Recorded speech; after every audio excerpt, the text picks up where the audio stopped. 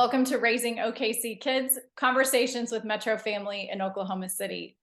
I'm Erin Page, and today, in honor of Bullying Prevention Month, I'm joined by Malcolm Tubbs to share with us the powerful anti-bullying, peace-building work of local nonprofit Heroes in Waiting.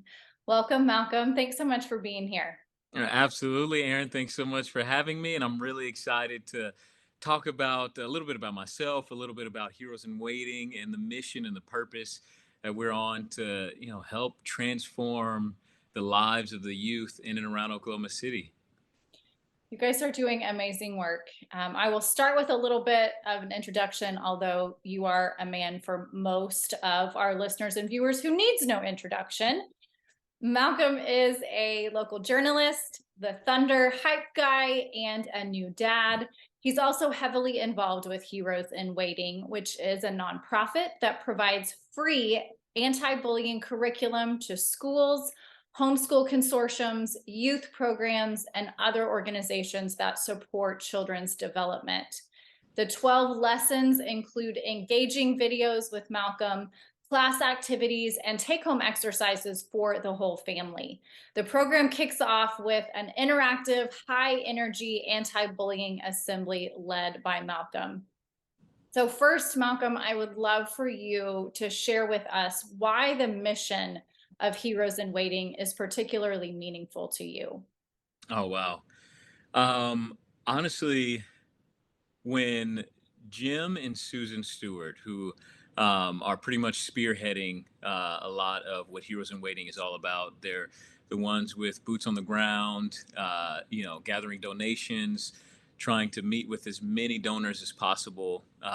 Jim, Susan, Scotty, and Angie is a core group that I've been working with over the past few months. When they approached me about just having a conversation, introducing what Heroes in Waiting was and who they are to me, I was blown away, really. I think it was at a time where it was just a few months ago, honestly. I had the thought of I would love to get back in some capacity to tapping in with the youth and being who I always told myself when I was younger. I want to be, when I'm older, the guy who I needed in my life.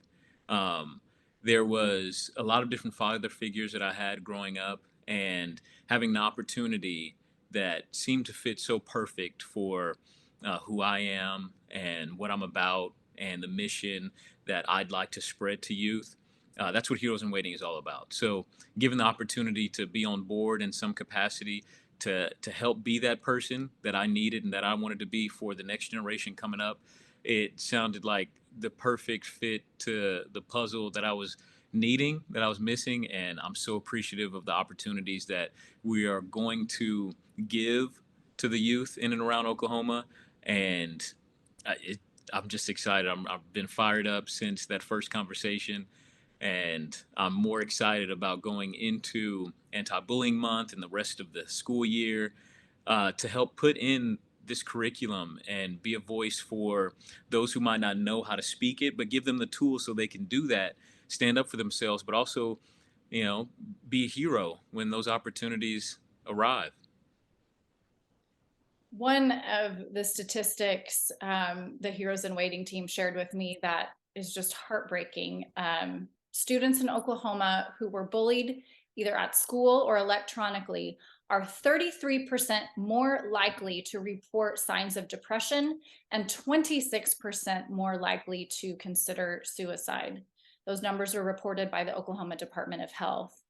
I am a mom of three kids, elementary and middle school age, and I unfortunately can attest to this rise of bullying in our schools that my kids, that their friends encounter every day.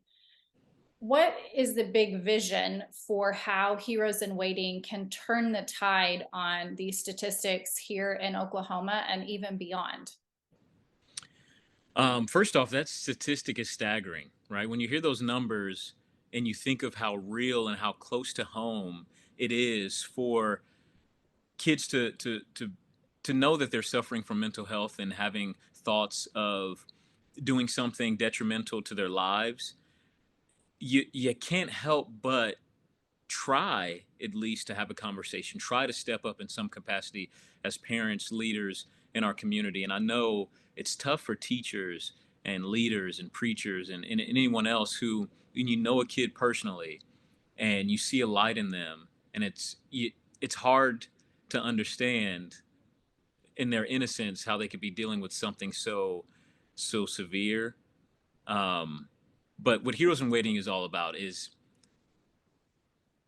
we're on a mission to contribute to the mental health of our youth, right? So it's personal to us, really. Everyone on the team either has a child or someone close to them who um, was affected by mental health in a serious way, you know, and we do that through giving kids tools to utilize when they need it to help combat or help with their mentality in some of these certain situations. So the fact that it's a free curriculum where it won't cost a dime to any of the schools or students who want to utilize the curriculum, first off, I think is huge. Of course, it being a nonprofit, but through our assemblies and encouraging videos for the kids to give resources not only for the children in the school so they can take to their classrooms and to spread some of this knowledge to their peers, but also resources for parents and teachers to be able to know the right way to have those conversations with their children. And of course, it starts with a conversation, and then that conversation turns into a thought and an idea, and that idea turns into the action, which is habit. And then, before you know it, it's a whole different type of community that you're living in. And it all started with that one conversation or that one thought. So if we could be the plug of that one thought and just one kid, I think that trickling effect could be monumentous, right? But we also strive to teach kids empathy and understanding. And I think with so many different children and so many different walks of life and so many different ideals and mindsets that are in the classroom, it's hard to see someone as different and think it's okay sometimes for them to be different, especially when you're going through something that seems normal to you. To be able to understand empathy and understanding for your peers is huge, is so huge, right? And of course, you probably know this as a parent. You probably teach this to your children in some capacity, but a lot of parents don't know how to have those conversations or don't know it's okay or don't know how to go about doing it. So to give them the words, the verbiage, the ideas that may change their perspective for them to go in and tell their kids is another way that we're trying to help with the mentality of children.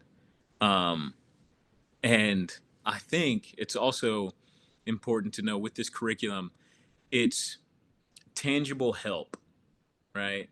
Because we don't know how to ask for help in a lot of these situations. And when upperclassmen or teachers are equipped with the right conversations, the right tools to help properly, I just think that's a start that has endless potential. Um, and with all of that, it's like with every aspect of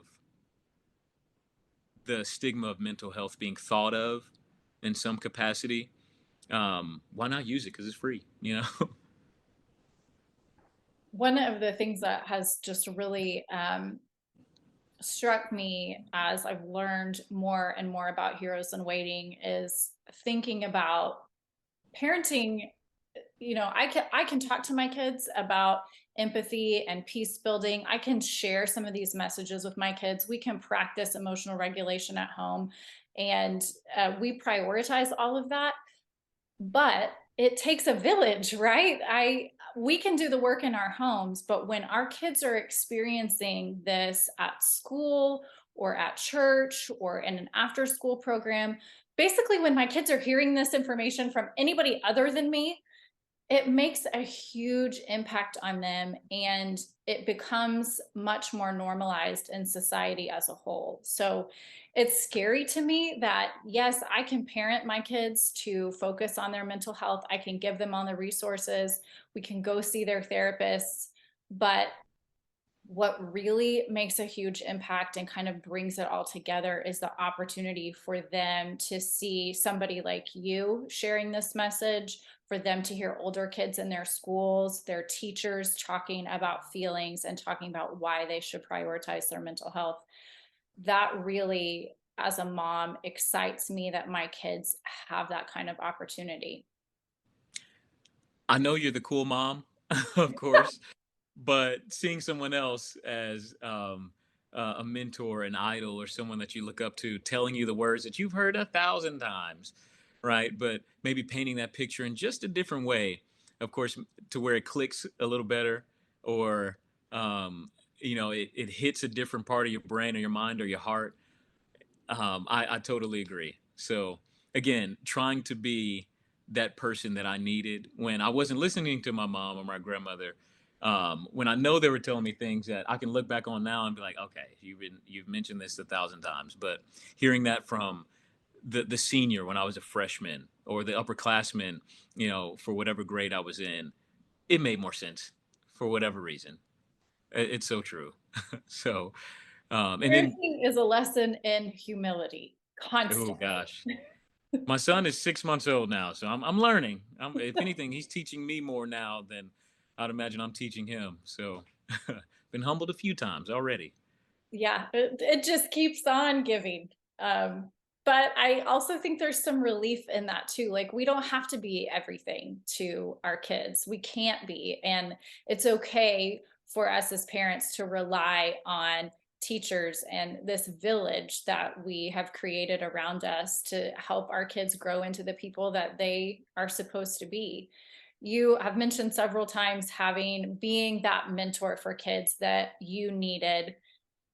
Can you tell us about a significant time in your childhood, in your life, where you've had a mentor, you've had a person that has really impacted you and that has continued to inspire you into this work?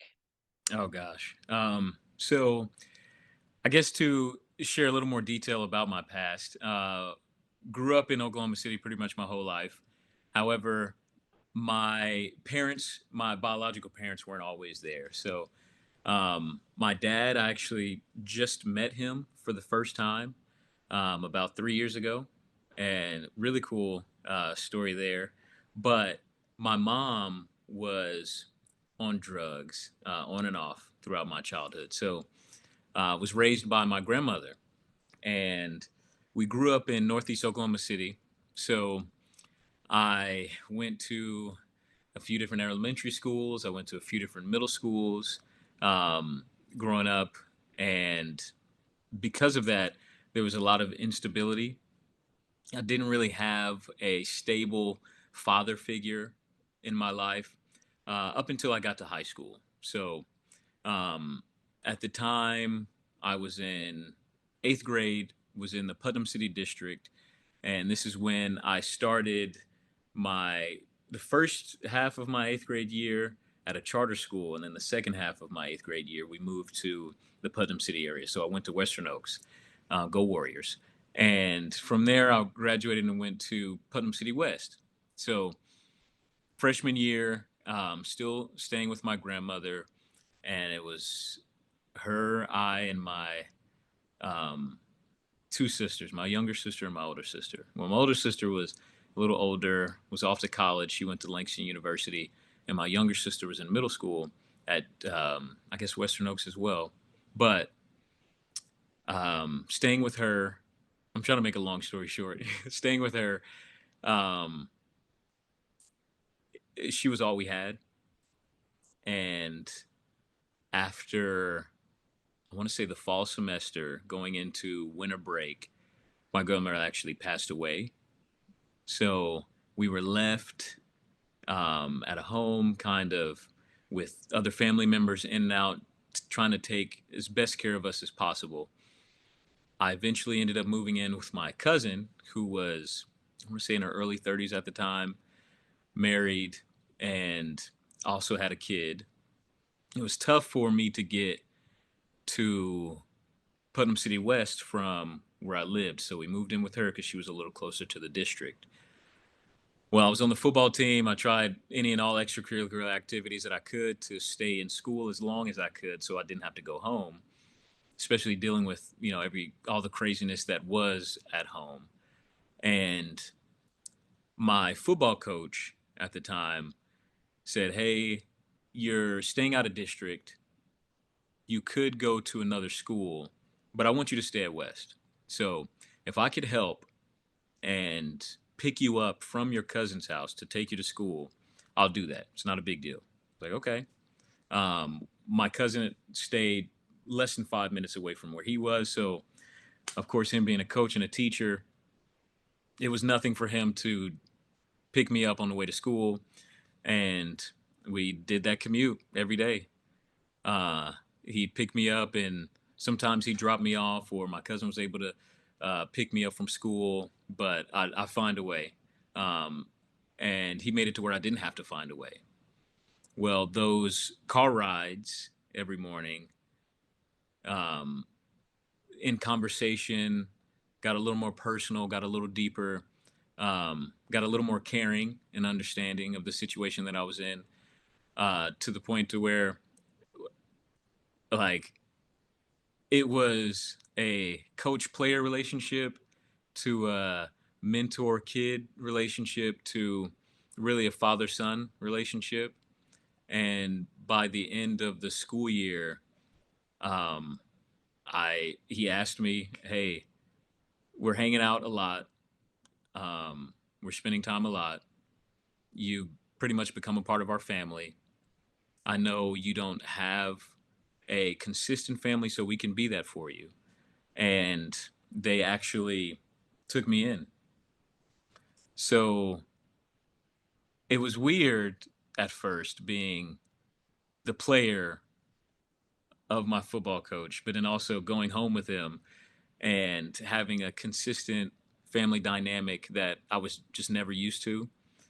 But as time grew on, and, understanding of love, compassion, um, really fighting for someone to be there no matter what, I knew that my coach, I still call him my coach, right? Um, was the dad that I needed, the dad that, um, yeah, I needed at the time, but I feel like I always wanted. And he's always been there for me and any and all situations. He also has a daughter and son who, I say that, but they're my brother and sister. And like, blood could not make us any closer. He's been there for every major milestone in my young adult life, at my wedding, there on the day my son was born, was there for every tough conversation I needed to have. Um, so having him as a mentor who's a true devout believer in Christ, but then also a leader for the youth, him still being a football coach, any and all advice that I need, I can call him no matter what.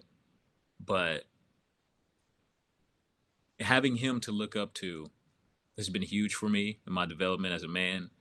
Um, and I couldn't imagine a better person to have in my life to help me in my walk, growing up, because who knows where I would be now if it wasn't for him and my mom, but then also my brother and sister, and and that family for sure. That is such a powerful journey that you have been on. Thank you so much for your willingness to share. I absolutely understand where your passion for this work comes from and why it's so important to you to be able to give back to other youth. Oh yeah.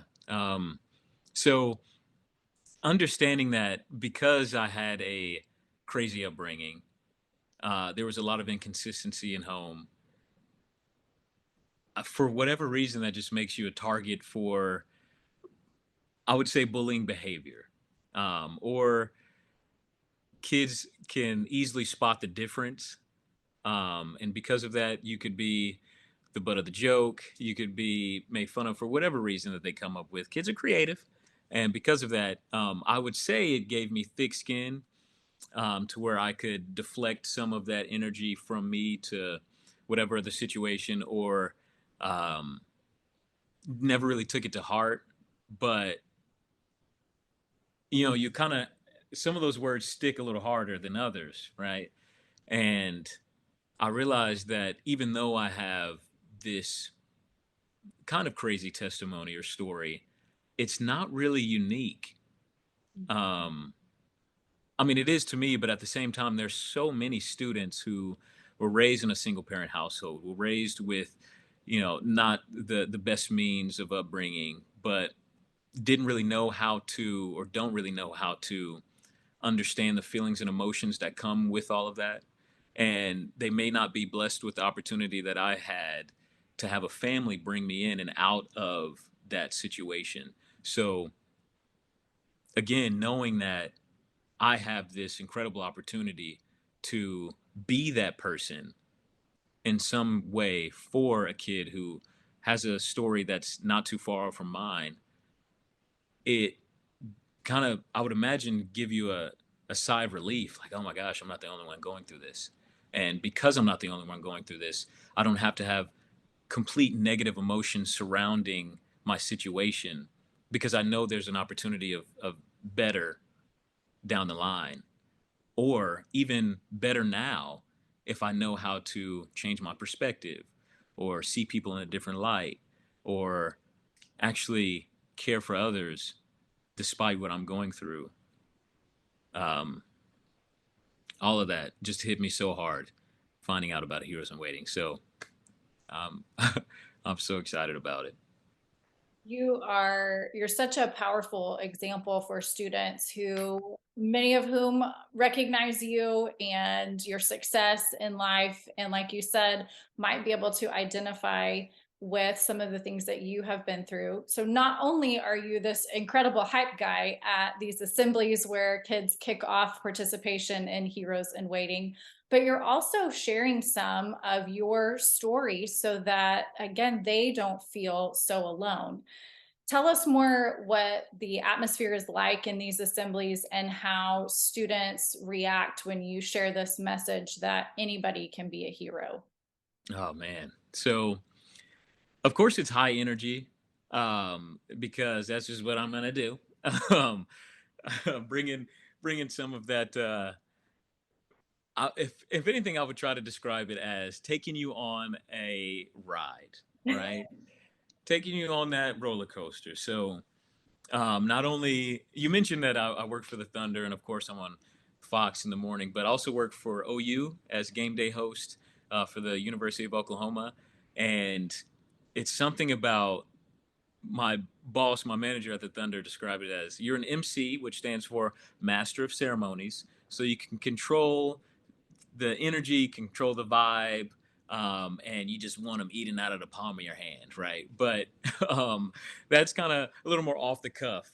Now, when it comes to the Heroes in Waiting assemblies, try to have them, take the right crumb and the right bite at the right time, if that makes sense. So I want to get them here to start. We're having fun. This is going to be an incredible, hopefully transformative experience for the next 45 minutes to an hour, to where you are coming in one way and hopefully you can leave with a completely different mindset, a completely fresh perspective as to how you can operate and how you can, move and walk in the world in regards to some of the people that you live with on a daily basis. I mean, you spend a lot of your time, probably most of your time for a lot of the students at school, more so than you do with your family at home for, that fall or spring season of school. So, um, we're wanting to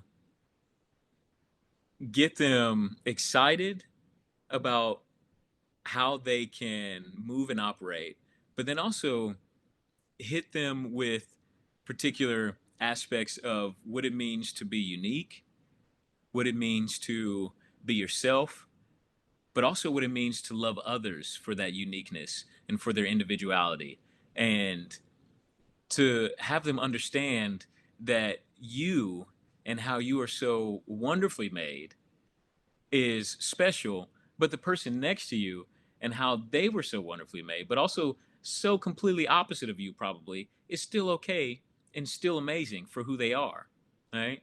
Um, but then give them like stories, give them visuals, give them, again, I keep going back to the word, but tools, because I think of, you got this handyman belt and you're able to pull out a particular item that you need, mentally, spiritually, um, to be able to use when it's best suited, when it's needed at the time. So if you see someone maybe being made fun of or being ostracized, or um, maybe even treating you in a way, or you notice that emotion coming up in you to where you're thinking about, you know, treating someone differently, to where when those thoughts or feelings or situation arises, you can check yourself because you've never thought to do that before.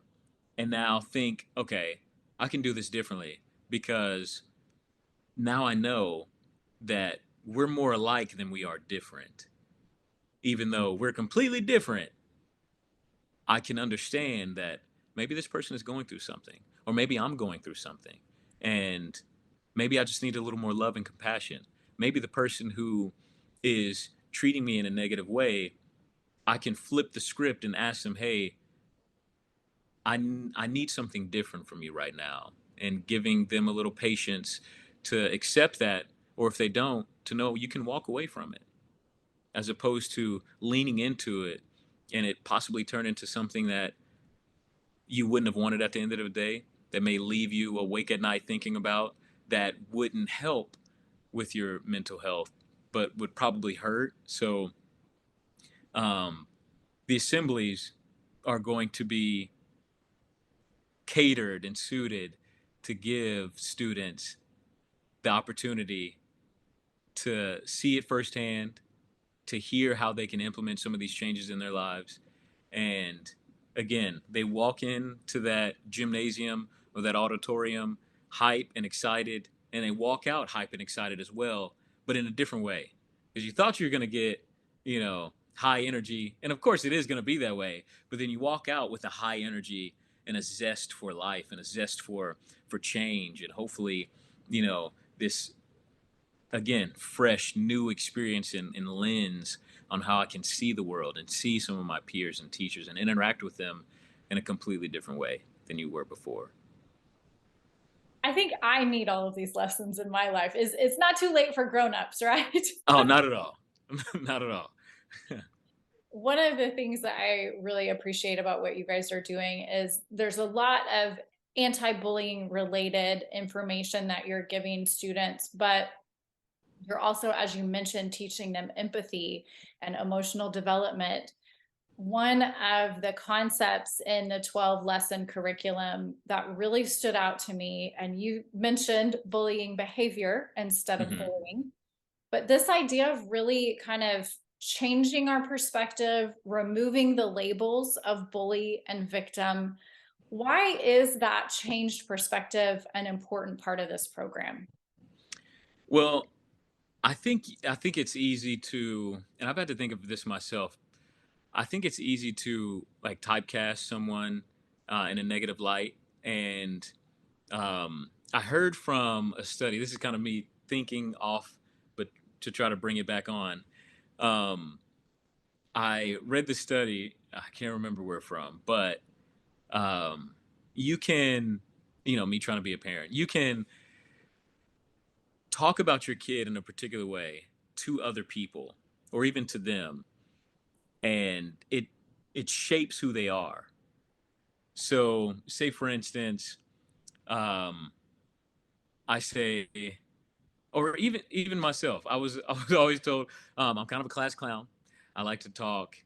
He's just being the funny guy. He likes to talk, but he's a really hard worker, and he can be lazy at times. This is how my grandmother would talk about me. Bless her heart. But um, if there was ever a peer and teacher conference that's what was said. And I would always think like, yeah, I guess I am the funny guy. Maybe I am kind of the class clown. I can speak out of turn a little bit. I wouldn't think I'm lazy. I mean, I do my work, but yeah, I try to work hard. And I feel like all of these particular phrases and sayings were said so often that it became who I am. So as hard as I like to work, I also like to relax pretty hard as well. To where on the outside looking in, you'd be like, okay, he's kind of a lazy guy. Or um, yeah, maybe the class clown growing up, but I was actually voted class clown in high school. And I'm like, I didn't even try. It's just me being me, I guess. I don't know. I say all that to say, in a positive way, there are ways that we could talk about our children and mention to them. But of course, you flip the script in a negative way, it can be as well. So you call a kid a bully, it becomes their personality or their character. So knowing that in a moment you exhibited bully behavior doesn't make you a bully. It just means maybe you didn't realize at the time or weren't able to understand the emotions that you were going through. Or if someone was bullying you, being able to understand that that person is probably hurting and the negative emotions that they're feeling themselves, they're trying to put on you. It's a cry for help in a way. It's them deflecting what they're feeling onto the next easiest victim, and that just so happened to be you at the time. So if someone's acting out, it may be because they're dealing with feelings that they don't understand. They need love, they need friendship, they need help and support, and you could be that person. Even though you're the one that they're attacking or deflecting towards, it may be them saying they need a helping hand. Um, and you could be that. So I love how the curriculum states bullying behavior as opposed to, again, typecasting any kid or any person as a particular way, because they're not that at the core. Of course, we're all loving. I think we're all compassionate. We all want to empathize. We just might not know how to do that the right way. And that's what this curriculum is for and what it's about. I love that. And I think, if we all get really honest, we have all exhibited bullying behaviors in our lives. And I think that really helps kids and adults both consider the other perspective, whichever way you're coming at that. It's also, I think, easier for parents to consider, yeah, my child probably could exhibit bullying behaviors at time rather than my kid is a bully. Yeah. Those feel very different. And I think it's important that we choose language that helps us approach these kinds of situations with curiosity and trying to understand versus just, nope, that's not my kid. My kid could never be a bully. Mm, yeah. Um, that's so true. That's so true. I think being able to be real with yourself and be real, and then this is for parents, teachers, and leaders, right? Um, I think when you see a kid in a particular way, because again, kids are creative, kids are really smart. When you see them in a particular way and how they present themselves to you, it could be completely different from what you hear and may notice, and you're like, okay, there's no way that's who they are, because you've thought in your mind they're just this good person all the time because they're that way to you, of course, but the way they treat others may be a little different to, you know, get whatever out of the situation. Um, there's this like influencer author that I've heard before. Her name is Tabitha Brown. She always says, "You may have a bad day, but don't go messing anybody else's up just because you're having that bad day." So I think of that often, to where if kids, and of course even adults, because we're just big kids with more responsibilities, would believe that and understand that and live that, um, who knows how many bad days we could save by not ruining somebody else's. Well, that's good. I love that. You mentioned you have a 6-month-old. Hmm. When you think about Heroes in Waiting kind of in the long term, what's your hope for how the organization can help create a kinder, safer world where kids like yours and kids like mine get to grow up to authentically love themselves and others for who they really are? Yeah. Um, I kind of hit on this a little earlier, but I think it's so important to realize differences for what they are. And I mean, I feel like at the end of it, it's just kind of, if it's not hurting you, you can just mind your business. I feel like it's plain and simple. But what Heroes in Waiting is doing is giving kids the chance to maybe be a little more curious and inquisitive in the right way, to where if you don't understand it, you can ask. If it is different and unique and you've never seen anything like it before, why not be curious in the right way as opposed to pushing it away? Why not welcome it with, it might not have to be open arms because everyone is different, right? With whatever background or upbringing that you are, and how you've been raised, of course, could be completely unique to the person next to you at the lunch table or in the classroom. But knowing that there are some very unique differences in the world and everyone does everything their own way, to each their own. But if you want to understand someone, it starts with the questions. It starts with the right type of curiosity. And once you understand someone, you could still say, "Hey, this is different. It's not for me, but that's okay. But that's okay."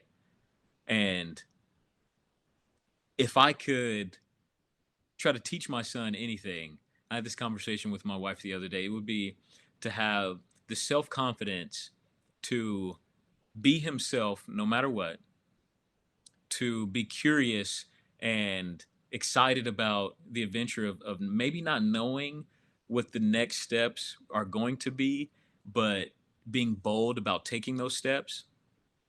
And then also giving him the chance to like try it all, I guess. Um, One thing that my grandmother told me going to school my freshman year was try everything. These next 4 years of high school are going to be some of the most memorable experiences that you'll have in life, and take advantage of every single opportunity that comes your way. You're going to walk into this school one way and you're going to leave a completely different young man. But hopefully, in that time, you will have grown and learned and met a lot of different people and learned so many different things that you can look back on and say you were thankful for. Now, you're going to go off to college or out into the real world, and you'll probably forget about all of this. But they will shape you into the person that you'll become one day. So take advantage of it, but don't be scared of any opportunity. Don't worry about what the next person says about you, because you know who you are. And I think in those words, having a curriculum that kind of paints the picture of what she was trying to say for the 4 years, but then also giving you the proper verbiage to have those conversations with others, and to tell them that whoever you are and whatever you choose to do and whoever you choose to be, it's okay. Be bold about those actions, but then know that if anyone says anything, don't have them sway you off the course of the life that you're meant to live, and be accepting and loving of others for whatever life that they choose to live. To me, that encapsulates what is so powerful about Heroes in Waiting. There's lots of anti-bullying programs that really look at who is a bully, what is bullying behavior, what do we do about bullying. And to me, Heroes in Waiting takes things a step further to really promote, what does peace building look like? What Mm. does emotional development and regulation look like? What does empathy building look like? And as a mom, to me, that's what fixes the problem, right? We don't just want to look at how we can be anti-bullying. We want to look at, how do we change this generation for good. And I know, just like a lot of the things you mentioned, when I think about what's most important to me as a mom to teach my kids and to pass on to my kids, they would tell you, mom says to be kind. Mom says to ask questions. It's those same things, getting curious and not being afraid of having hard conversations. And the rough thing about that is, when you want your kids to learn those things, you have to do them yourself. Oh. That's a challenge for me as a parent, because I'm always thinking, okay, I want my kids to do this or be this way. Right. That means that I have to do those things and be those things for them so Mhm. they can see it be modeled.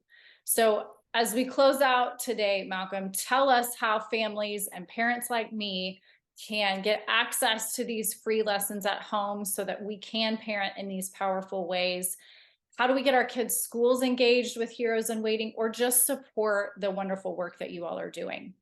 Oh wow. Well, that's an easy question. Probably the easiest one. Really, just first, you can follow us on most all social media platforms. Heroes in Waiting. But you'll find any and everything on the website, heroesinwaiting.org. So you can access the curriculum there, but there's also some encouraging videos. There's articles, with helpful tips for parents and caregivers. And of course, one way, because this is a nonprofit, you can also consider contributing to the mission, because we are keeping it free, absolutely free is my favorite four-letter word, to any school, any organization who has a group of kiddos. Now, this is specifically catered to like third to eighth graders. However, there's curriculum suited for upperclassmen, of course, in parents and caregivers and teachers as well. So, any group, organization, or school who needs this, which is every group, school, or organization, won't have to pay a dime. But we can't do that, of course, without the donors and the help of some of the people who know how important this curriculum is and what Heroes in Waiting can be for our youth. So, um, of course, it takes the village, like you said, and we know the villagers got some dollars in their pockets. So why not help? Help us out a little bit, so we can have the right funding to continue this for as long as we can. Absolutely. So head to the website, all of our parent listeners.